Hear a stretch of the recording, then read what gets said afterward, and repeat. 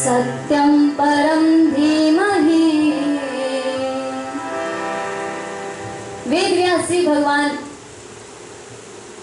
प्रथम श्लोक का उच्चारण जन्माद्यस्य से करते हैं, यानी ज शब्द से उच्चारण करते हैं। और अंत का श्लोक है भागवत का, तम नमामि हरिम परम।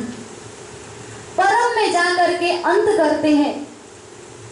हमारा जीवन का भी जब जीवन शुरू होता है तो जन्म से शुरू होता है, और जब तक उस परम परमात्मा को प्राप्त नहीं कर लेते तब तक हमारा जीवन की भी अंत नहीं होता है।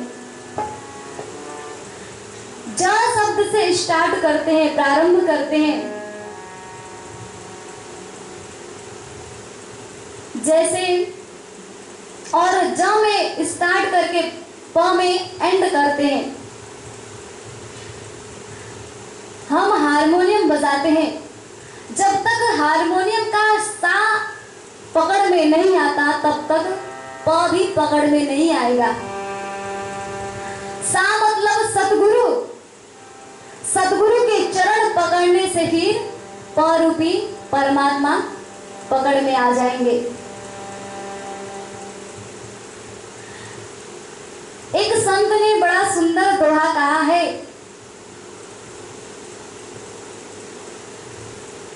कि पाप करे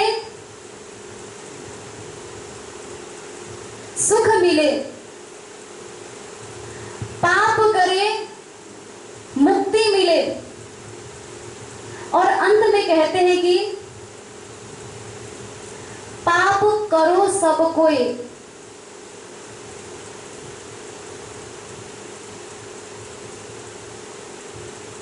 तो यहां पर हमें क्या लगता है?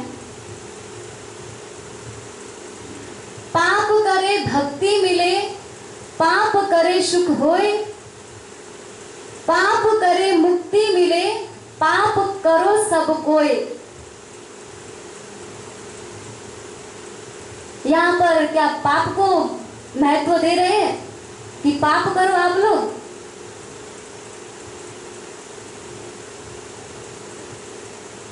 पाप का महत्व नहीं बता रहे हैं यहाँ पर। यहाँ पर ये कहना चाहते हैं, ये जो पाप शब्द है ना, कि पाप शब्द को अगर आप अलग अलग करोगे तो एक तरफ पा और दूसरे तरफ प। और अभी हमने कहा पाप करे भक्ति मिले, यानी पा को अलग करके प को करे में जोड़ेंगे तो क्या होगा? पा पकड़े भक्ति मिले, पा पकड़े सुख होए, पा पकड़े मुक्ति मिले, पा पकड़ो सब कोई। पा यानी परमात्मा, उस परमात्मा को पकड़ने से सुख मिलेगा, मुक्ति मिलेगी। उस पर भी परमात्मा को पकड़ने से भक्ति मिलेगी। और कहते हैं उस पा को सब कोई पकड़ो। इसलिए भजन में भी हम गाते हैं ना, श्वासों की माला में शिवरू में टीका सांसों की माला में शिवरू में टीका सांसों की माला में शिवरू में टीका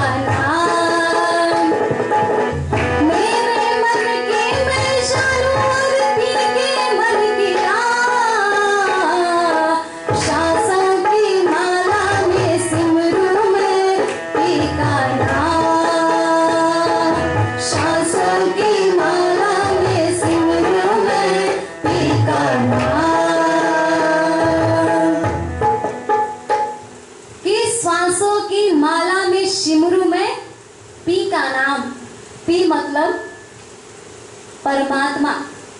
इसलिए यहाँ पर शुरू करते हैं जन्माद्यस्य, ज से प्रारंभ करते और परम में अंत करते हैं। यहाँ पर परमात्मा के स्वरूप का वर्णन करते हैं। परमात्मा कैसे कहते हैं? जन्माद्यस्य, जिसके माध्यम से सृष्टि उत्पन्न लय होता है, वह परमात्मा अन्वय है। मिट्टी में घड़ा है, यह अन्वय होता है, और घड़ा में मिट्टी यह व्यतिरेक है। वह परमात्मा स्वराट स्वरूप है, यानी स्वयं प्रकाशमान है।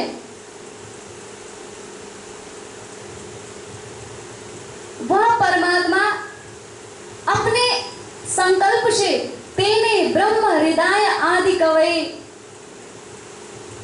अपने संकल्प मात्र से ही ब्रह्म यानी वेद आदि कवये ब्रह्मा जी को इच्छा मन में की, संकल्प की, और संकल्प से ब्रह्मा जी को वेद का ज्ञान हो गया। ऐसे वो परमात्मा है। उस परमात्मा के लिए तेने ब्रह्म हृदय आदि कवये मुह्यन्ति यत शूरयः, बड़े बड़े ऋषि महर्षि मुह्यन्ति मोहित हो जाते हैं, सूरय यानी ऋषि महर्षि। क्यों मोहित हो जाते हैं? उसका अर्थ जो वेद में सांकेतिक भाषा मात्र है उसको खोल नहीं पाते, जान नहीं पाते। क्यों?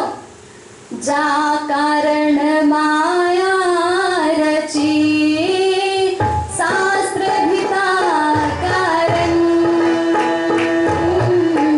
जा कारण माया रची शास्त्र भिता कारण, खेल भी देख ही, खेल भी देख ही, और अर्थ विलीन, अर्थ विलीन। उस वेद के अर्थ को समझ नहीं पाते, उस वेद के अर्थ में ही मोहित हो जाते हैं। मुह्यन्ति यत सूरया, तेजो वारी मृदाम, तेज यानी अग्नि, वारी मतलब जल, मृदाम यानी मिट्टी। जब तेज यानी अग्नि जब जल में प्रकाशित होती है तो हम जिस शब्द को मृग मरीचिका कहते हैं वह प्रतीत होता है, यानी भ्रम प्रतीत होता है। ऐसा भ्रम उत्पन्न करने वाले, मिश्रण करने वाले तेजो वारे मृदाम यथा विनिमयो, उसका मिश्रण करने वाले यत्र त्रिसर्गो मृषा, त्रिसर्गो यानी त्रिगुणात्मक सृष्टि, त्रिदेव भूत भविष्य वर्तमान, अमृषः यानी मिथ्या होते हुए भी सत्य प्रतीत होता है। धाम्ना श्वेन सदा निरस्त कुहकम सत्यम परम धीमहि, स्वेन यानी अपने, धाम्ना यानी प्रकाश से, अपने प्रकाश से उस कपट को नष्ट करते हैं। ऐसे परमात्मा का हम सत्यम परम धीमहि ध्यान करते हैं। इस प्रकार से प्रथम श्लोक में वंदना करते हैं, दूसरे श्लोक में कहते हैं धर्मः प्रोचित कैतवोत्र परमो निर्मत सराणाम शताम, वेद्यम वास्त्रवमत्र वस्तु शिवतम तापत्रयोन्मूलनम, श्रीमद्भागवते महामुने कृते किं वा परेरीश्वरः, सद्यो हृद्यवरुध्यतेऽत्र कृतिभिः शुश्रूभिस्तत्क्षणात्। जब किसी शास्त्र की रचना होती है, शास्त्र की रचना करने के लिए 4 शब्द आता है, जिसको शास्त्रों में अनुबंध चतुष्टयम करके कहा गया है। यानी शास्त्र का प्रयोजन क्या है, शास्त्र का संबंध किससे है, और शास्त्र का विषय क्या है और शास्त्र के अधिकारी कौन है। और इस श्लोक में अनुबंध चतुष्टयम भी देखने को मिलता है। कहते हैं धर्म प्रोजित कैतव गोत्र परमो। कैतव यानी कपट को नष्ट करने वाला। यहां पर कपट शब्द क्यों प्रयोग किया गया है? कहते ना कि जिस भी शास्त्र को उठा करके देखो, शिव पुराण को उठाएंगे तो उसमें शिव की महिमा बताई गई है, विष्णु पुराण को उठाएंगे तो विष्णु की महिमा बताई गई है, मत्स्य पुराण उठाएंगे तो मत्स्य की महिमा बताई गई है। अपनी महिमा करने वाले को कपट करके कहा गया है। इसलिए हमने पहले भी सुना था, भागवत में अपनी महिमा नहीं है। बड़ा बढ़ाई ना करे, बड़े न बोले बोल, हीरा मुख से ना कहे लाख हमारो मोल। भागवत ने अपनी महिमा नहीं गाई है, दूसरों ने इनकी महिमा गाई है। कहते ना जिसकी शादी होती है उसी का उस दिन महिमा गाया जाता है। भले ही अगले दिन वो जिस दिन शादी होती है तो शहंशाह होता है, अगले दिन दूध की थैली ले जाते हुए दिखाई देता है। इसलिए जिस शास्त्र को उठा करके देखेंगे उसमें उसकी ही महिमा गाई गई है। लेकिन भागवत में ऐसा नहीं है। इसलिए कहते हैं धर्म प्रोजित कैतव, यानी यह ग्रंथ कपट रहित है। और इसका प्रयोजन क्या है? यह प्रयोजन कपट को नष्ट करने वाला है। और इसके कहते हैं अधिकारी कौन है? अधिकारी कहते हैं निर्मत सराणाम शताम, यानी मत्सर्य गुण न होने वाले निर्मत सराणाम। मत्सर्य गुण यानी मेरा मेरा कहने वाला, अपना पराया देखने वाला। एक माँ का पुत्र, अगर उस माँ का पुत्र स्कूल में पास हो गया तो उसको खुशी मिलती है, लेकिन उसके पड़ोसी का पुत्र पास हो गया और अपना पुत्र फेल हो गया, फिर यह है निर्मत सराणाम गुण, यानी मत्सर्य गुण है। लेकिन उसके अधिकारी कौन है? निर्मत सराणाम शताम। और इसका विषय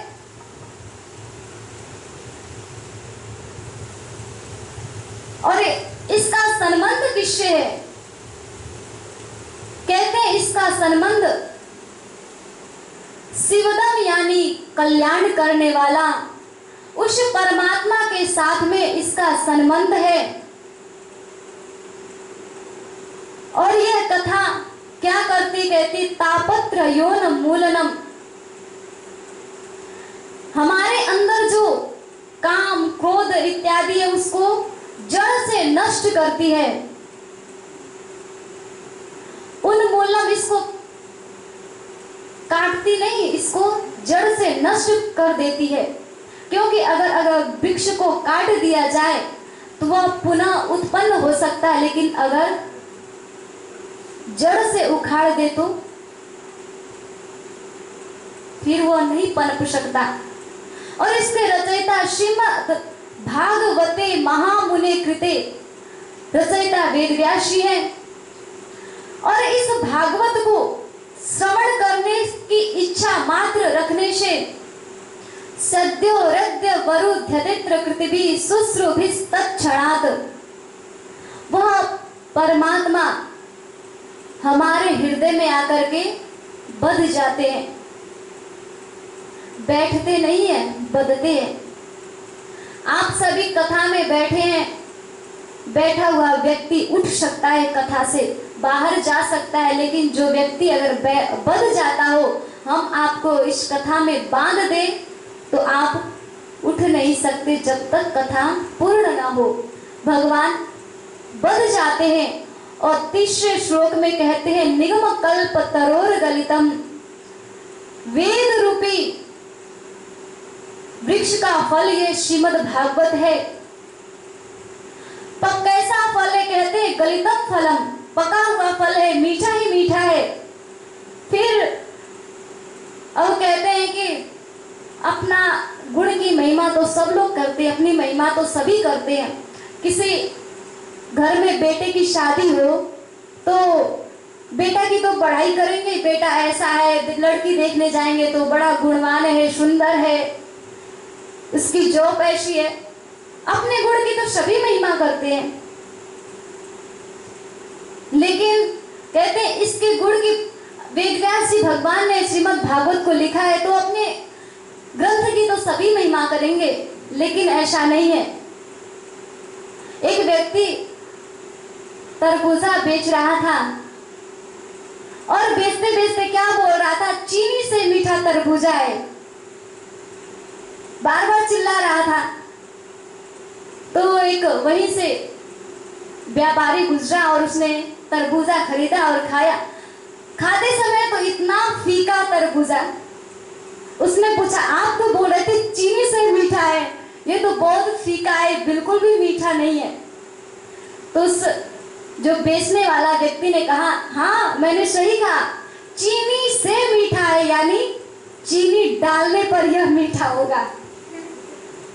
इसलिए अपने ग्रंथ की तो सभी महिमा गाते हैं, लेकिन कहते हैं इसके ग्रंथ की वेदव्यास जी ने गाए, उन्होंने लिखा इसलिए गा दिए होंगे कि मीठा है, रस ही रस है। नहीं, सुखदेव रूपी तोता ने इस ग्रंथ में चोच मारा है, इसलिए और ज्यादा मीठा हो चुका है। इस प्रकार से, और इस रस का आप निरंतर पान करें। कहते कब तक पान करेंगे? आलयम, यानी आ मतलब जब, लयम मतलब अंत न हो, यानी शरीर को जब तक मोक्ष न मिले तब तक इसका निरंतर पान करते रहो। इस प्रकार से प्रथम अध्याय में 3 श्लोक वेदव्यास जी भगवान गाते हैं। अब कथा प्रारंभ करते हैं। सुत जी भगवान से शौनकादिक ऋषि प्रश्न करते हैं, 6 प्रश्न करते हैं जो हम सब जानते हैं, विदित हैं, और पूछते हैं भगवान की लीलाओं के बारे में। यह भागवत ग्रंथ शास्त्रों का सार क्या है? शास्त्रों का सार है श्रीमद् भागवत। कहते हैं श्रीमद् भागवत की रचना कब, कहां और क्यों हुई थी? प्रश्न करते हैं, उसका उत्तर देते हैं, द्वापरे शमनु प्राप्ते तृतीय युग पर्याये जातः पराशराद्योगी वासव्याम कलया हरे। द्वापरे यानी धर्म का 4 पैर होता है, लेकिन सतयुग में धर्म का 4 पैर था, त्रेता में 3 हुआ, द्वापर में 2 हुआ और कलयुग में धर्म का 1 ही पैर बच गया। 2 पैर जिस युग में हो उसे कहते हैं द्वापरे। समनो प्राप्ते तृतीय युग पर्याये। युग कौन सा है? तीसरा युग यानी द्वापर। सतयुग, त्रेता, द्वापर। इसकी रचना द्वापर में हुई थी और किसके माध्यम से? जातः पराशराद्योगी वासव्याम कलया हरे।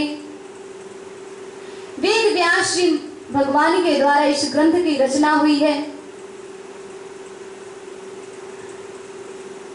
इस ग्रंथ को जब लिख रहे थे, जब वेद व्यास जी भगवान संपूर्ण शास्त्र लिख चुके, वेद, उपनिषद, 6 शास्त्र, 17 पुराण इत्यादि जब लिख चुके थे, बैठे थे, फिर भी मन में अशांति थी।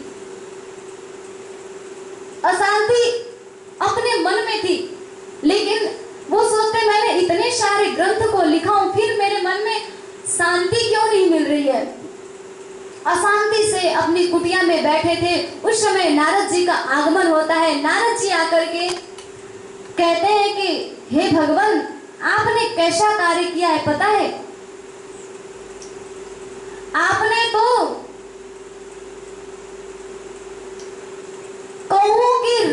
का स्थान जैसा ही किया है। यहाँ पर हंस जैसे पवित्र आत्मा नहीं रह सकते। कोई डूब रहा हो नदी में तो उसके ऊपर पत्थर बांधने जैसा ही है, वो तो और जल्दी डूब जाएगा। आपने ऐसा ही किया है। और नारद जी अपना पूर्व जन्म बताते हैं कि मैं पहले दासी पुत्र था। संत हमारे यहाँ पर आते थे, भोजन करते थे, उनका प्रसाद वचन जो जूठा बच जाता था वो मैं पान करता था। और संतों की कृपा से वो जब भजन कीर्तन करते थे मैं भी साथ में करता था। और संत चले गए, माँ घर में थी। माँ को छोड़ करके कैसे जाऊं, घर में अकेली है। एक दिन माँ जंगल में जा रही थी, रास्ते में सर्प ने काट लिया, माँ मर गई। और मैं खुश भी हुआ, दुख भी हुआ। दुख हुआ, माँ छोड़ करके चली गई, एक ही सहारा था जीवन का। और सुख इसलिए हुआ, आनंद इसलिए हुआ, अब मैं परमात्मा का भजन भक्ति कर सकता हूँ। और जब सृष्टि अंत हुई उस समय मैं गया जंगलों में, जंगल में जाकर के मुझे ध्यान में बैठा। उस समय एक क्षण परमात्मा की झांकी का दर्शन हुआ और वह झांकी अंतर ध्यान हो गया। उस स्वरूप को खोजते खोजते मैं जंगलों में भटकता रहा, लेकिन उस स्वरूप का कभी दर्शन नहीं हुआ। तपस्याएं करता रहा, अंत में उस स्वरूप ने आवाज दी, इस समय नहीं, अगले जन्म में तुम्हारा उद्धार होगा। और जब सृष्टि नाश हुई, पुनः सृष्टि हुई और मैं ब्रह्मा जी के पुत्र से नारद जी के रूप में जन्म लिया। और जब मैं भगवत लोक में गया, वहां पर भगवान के धाम से मुझे यह वीणा मिली और मैं वीणा बजा करके अपने भगवान का नाम गाया करता हूँ। इस प्रकार से अपना पूर्व जन्म बताते, मैं दासी पुत्र था, लेकिन संतों के प्रभाव से, सत्संग से, भगवत के माध्यम से मैं नारद बन गया। और कहते हैं कि तुम, और उस समय जब मैं नारद ब्रह्मा जी के पिता, मेरे ब्रह्मा जी पिता थे, उस समय पिता ने मुझे ज्ञान दिया। कौन सा ज्ञान? कहते हैं चतुश्लोकी का ज्ञान दिया। वो ज्ञान को वेदव्यास जी को बताते हैं, कहते हैं अब इस ज्ञान का आप व्याख्या करिए। वही चतुश्लोकी ज्ञान 18,000 श्लोक के रूप में आया। और कह करके नारद जी चले गए। अब वेदव्यास जी ऋषि को प्रसन्नता हुई, भगवान की लीला का वर्णन करने में अब आनंद आ रहा है। अब भगवान की लीलाओं का वर्णन करने लगे। वर्णन किया, 18,000 श्लोक की रचना की 4 श्लोक से। लेकिन अब इसका अधिकारी कौन है, पात्रता कौन है? पात्र तो होना पड़ेगा। और जैसा यह भागवत है, भागवत के अनुसार ही पात्रता होनी चाहिए। किसको ढूंढूं, कौन मिलेगा इसका उत्तराधिकारी? फिर याद आता है मेरा पुत्र। फिर इसका मतलब नहीं है कि अपना संबंधी होने के कारण दिए थे ज्ञान भागवत का। उनके अंदर पात्रता थी, जन्म से बैरागी थे। वो माँ के गर्भ से वन में चले गए, गर्भ से निकलते ही ऐसे थे सुखदेव जी भगवान। अब वो कहाँ है पता नहीं, जंगल में भटक रहे, लेकिन वो कैसे बुलाऊं? जन्म में जब जन्म हुआ था उस समय बुलाया तो रुके नहीं, और अब पता नहीं कैसे आएंगे। क्या प्रयत्न करूं? प्रयत्न करने के लिए जो उनके आश्रम में शिष्य रहते थे, उन शिष्यों को कुछ श्लोक सिखा करके भेजते हैं कि जाओ सुखदेव मुनि के पास में, वहां पर वो ध्यान कर रहे हैं, वहां पर तुम उस श्लोक का गान करना और इन गौओं को भी चराना और अग्नि जलाने के लिए शमीधा भी गाना। जो आश्रम के विद्यार्थी थे, शिष्य थे, वो शिष्य जाते हैं वन में और वन में जाकर के समीधा बटोरते हैं, गौओं को चराते हैं और सुखदेव जी के पास में आकर के कुछ 1-2 श्लोकों का गान करते हैं। अहो परहा पीडम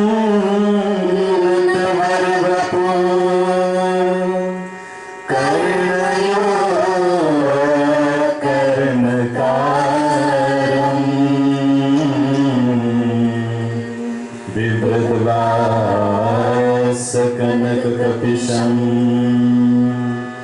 वैजयन्ती समाला रन्ध्रानिर्भर्षभया पूरयन् गोपवृन्दे वृन्दारण्यं सपदरमणम्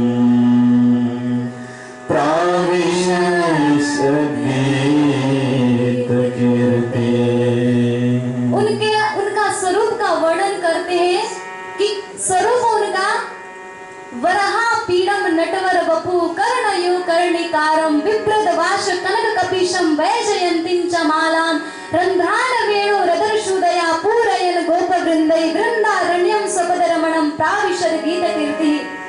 उनका स्वरूप ऐसा है और उनके गुण की व्याख्या करते हैं। उनका गुण कैसा है? अहो बकियं स्तनकालकूटं जिघांसया पाययदव्यसाध्वे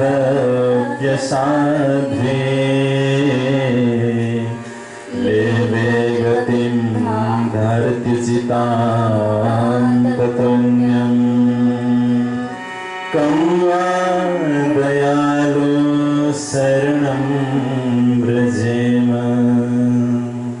उनका गुण कैसा है? कहते हैं अहो वकीयम स्तनकालकूटम जिह्वांसया पाययदप्यसाध्वी लेभे गतिं धात्र्युचिता ततोऽन्यं कं वा दयालु शरणं व्रजेम। उनका गुण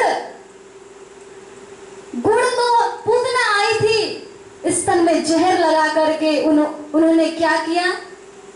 उसको मां की सद्गति प्रदान की। ऐसे गुण वाले हैं। जब यह शब्द सुखदेव जी के कान में पड़ा, सुखदेव जी का जो ध्यान था, ध्यान हटा।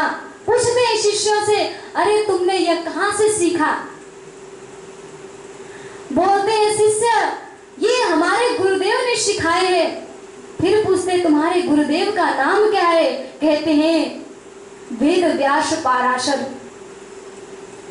उनका नाम वेद व्यास पाराशर। सुखदेव जी कहते हैं अरे वो तो मेरे पिताजी हैं, उन्होंने सिखाया। बोलते हैं हाँ ये तो थोड़ा सा है, वहां पर तो सागर है उनके, यहाँ पर तो बूंद हमने लाए हैं।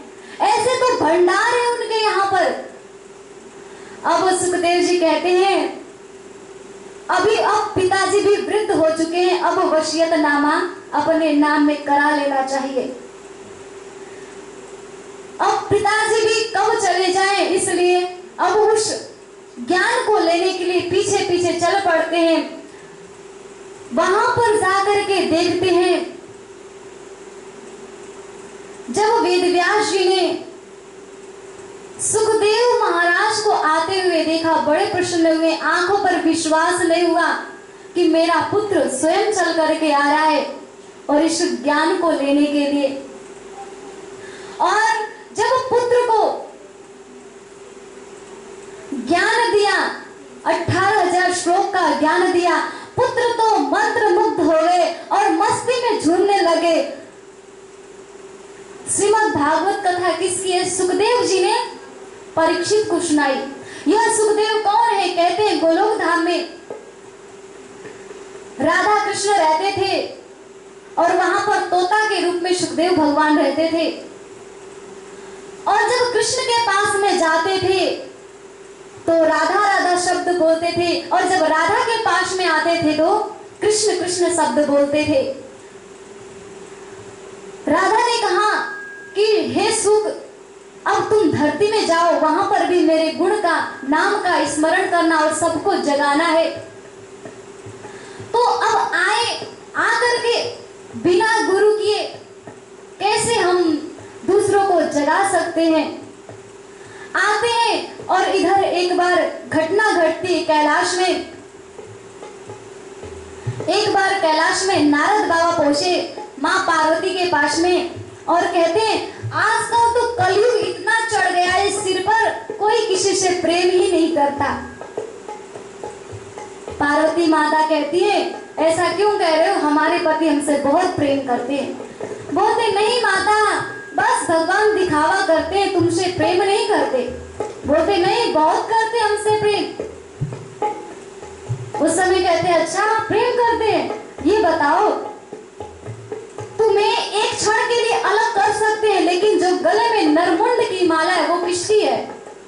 उसको कभी आज तक अलग नहीं किया। तुमको तो अलग कर सकते हैं एक क्षण के लिए, ध्यान में जाके तुमको अलग छोड़ देते हैं, उसको ध्यान में भी नहीं उतारते, वो किसकी है? अब पार्वती जी को पता चला, आज तक उनके दिमाग में भी नहीं आया था कि किसकी है।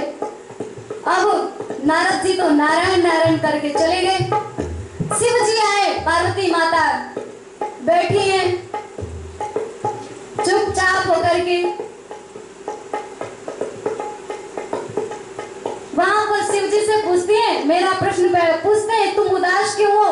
तो कहती है पहले ये बताओ ये नरमुंड की माला किसकी है?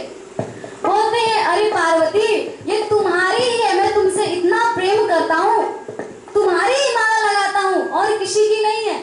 पार्वती जी बड़ी प्रसन्न हुई, अच्छा ये मेरी ही माला है? बोलते हाँ। अगले दिन फिर नारद जी आए, माता जी प्रश्न का उत्तर मिला?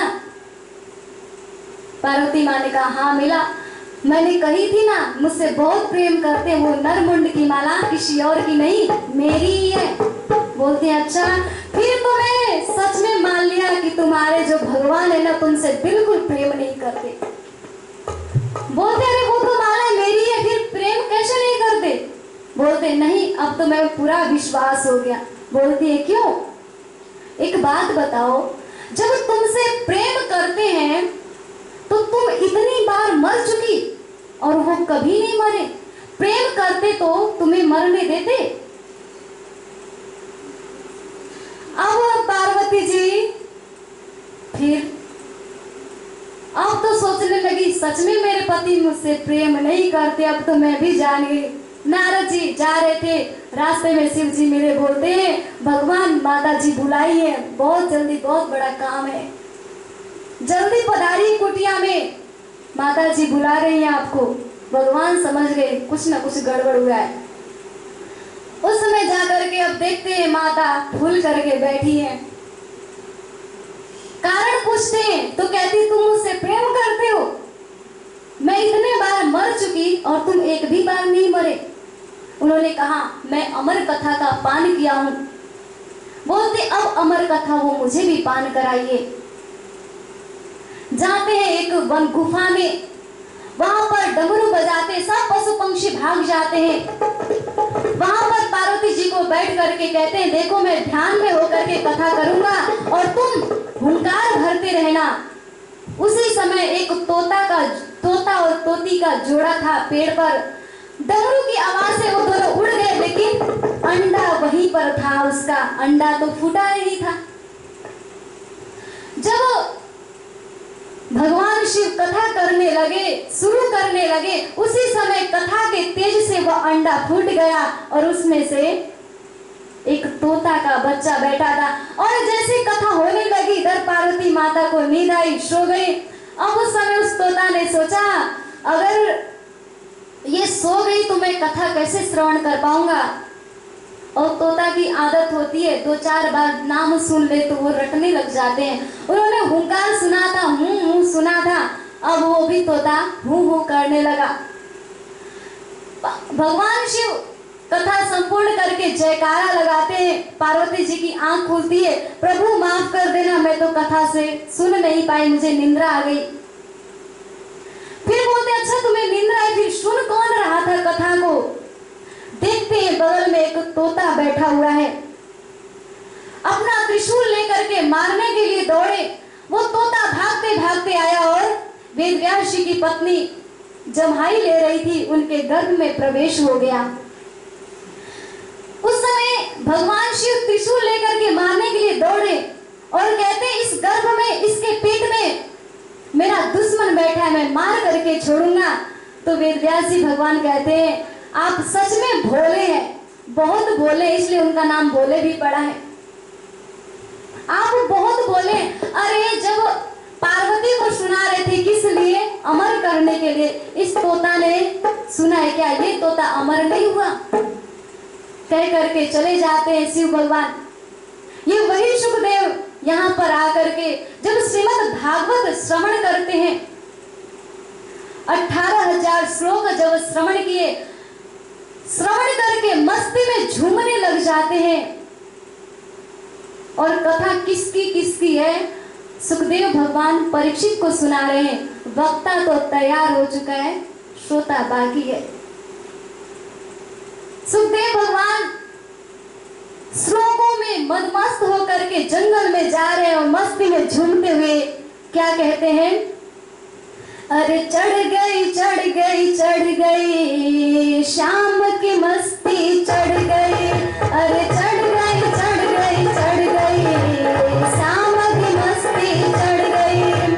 मैनू कमली कर गई शाम, मैनू कमली कर गई। मैनू कमली कर गई शाम, मैनू कमली कर गई। अरे चढ़ गई मैनू शाम की मस्ती चढ़ गई। अरे चढ़ गई मैनू शाम की मस्ती चढ़ गई।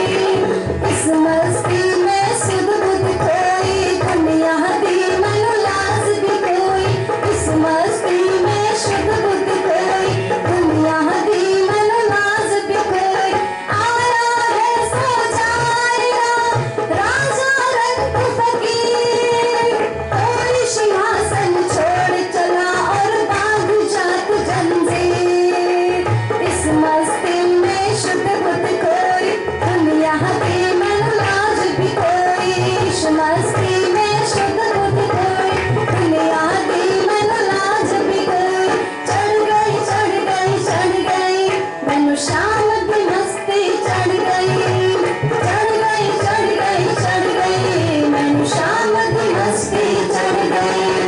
मैनू कमली कर गई शाम, मैनू कमली कर गई। मैनू कमली कर गई श्याम, मैनू कमली कर गई। अरे चढ़ गई मैनू शाम की मस्ती चढ़ गई। अरे चढ़ गई मैनू शाम की मस्ती चढ़ गई। अरे चढ़ गई मैनू शाम की मस्ती चढ़ गई। सुखदेव जी भगवान जब भागवत को श्रवण किए वेद व्यास जी के माध्यम से, अब मस्ती में भाव विभोर होकर के श्याम की मस्ती चढ़ गई। मस्ती में विभोर होकर के वन में जाते हैं। श्रोता तो मिला, अब वक्ता तो मिला, श्रोता की बारी है। अब ऐसे वक्ता है, विरक्त है जन्म से, श्रोता भी तो उसी अनुसार होना पड़ेगा। अब चलते हैं हम महाभारत की ओर। श्रोता लाना है हमें।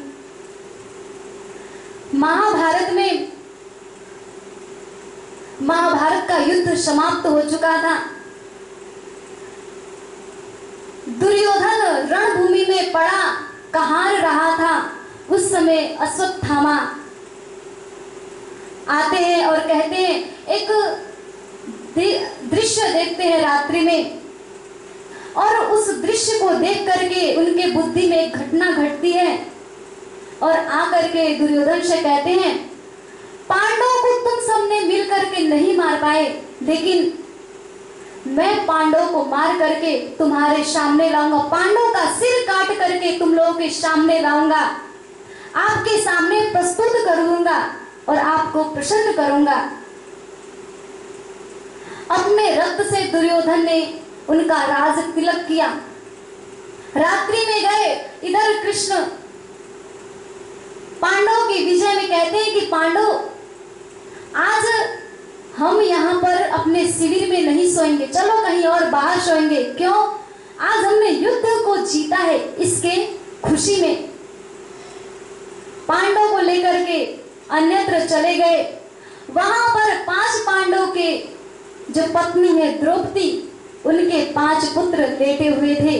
अश्वत्थामा गया और बाण से पांचों का सिर उतार दिया और पांचों का सिर लेकर के दुर्योधन के पास में जब पहुंचता है, कहता है कि मैंने पांचों का सिर लाया, जो काम बड़े बड़े योद्धा नहीं कर पाए उस काम को मैं एक क्षण में करके लाया हूं।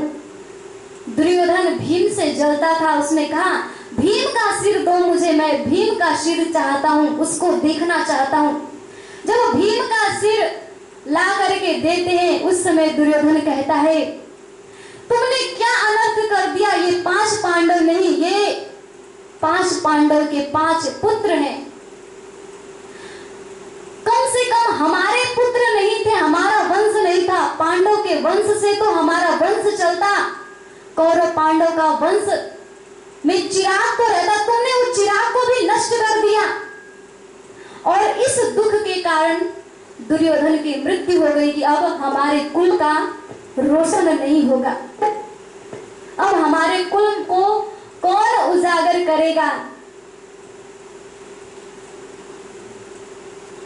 जब इस प्रकार से दुर्योधन की मृत्यु हो गई, सुबह हुआ, इधर पता चलता है द्रौपदी को सुबह जाती है पुत्र को उठाने के लिए, लेकिन जब देखती है तो शरीर पड़ा है, सिर नहीं है, रोने लग जाती है। 5 पांडव सुन करके आते हैं, कृष्ण आते हैं, देखते हैं सिर तो है नहीं, धड़ ही धड़ है। और रोने लगती है। उस समय भीम कहते मैं उसको मार करके लाऊंगा, युद्ध होता है। युद्ध में अश्वत्थामा को पकड़ करके लाते हैं, लेकिन अब हमारा समय भी हो चुका है। पकड़ करके लाए और ला करके द्रौपदी के चरण में सौंप देते हैं। भगवान कहते हैं कि आतताई को छोड़ना नहीं चाहिए और ब्राह्मण को मारना नहीं चाहिए। द्रौपदी इतनी दयालु थी, कहती है इसे छोड़ दो, जैसे मैं अपने पुत्र के वियोग में रो रही हूँ ऐसे ही जब ये मर जाएगा इनकी माता यानी द्रोणाचार्य की पत्नी भी तो उसी तरह रोएंगी, वो तो तुम्हारे कुल गुरु हैं, शिक्षा दिए हैं, इसलिए इसको छोड़ दो। और भगवान कहते हैं आतताई को छोड़ना मत और ब्राह्मण को मारना मत। दुविधा में पड़ गए, आधा मुंड कर देते हैं, उनके मस्तक पर मणि थी, मणि निकाल देते हैं और ऐसा उनका तिरस्कार करके भेज देते हैं। और वह तिरस्कार में बौखलाता हुआ ब्रह्मास्त्र का प्रयोग करता है। इस कथा को हम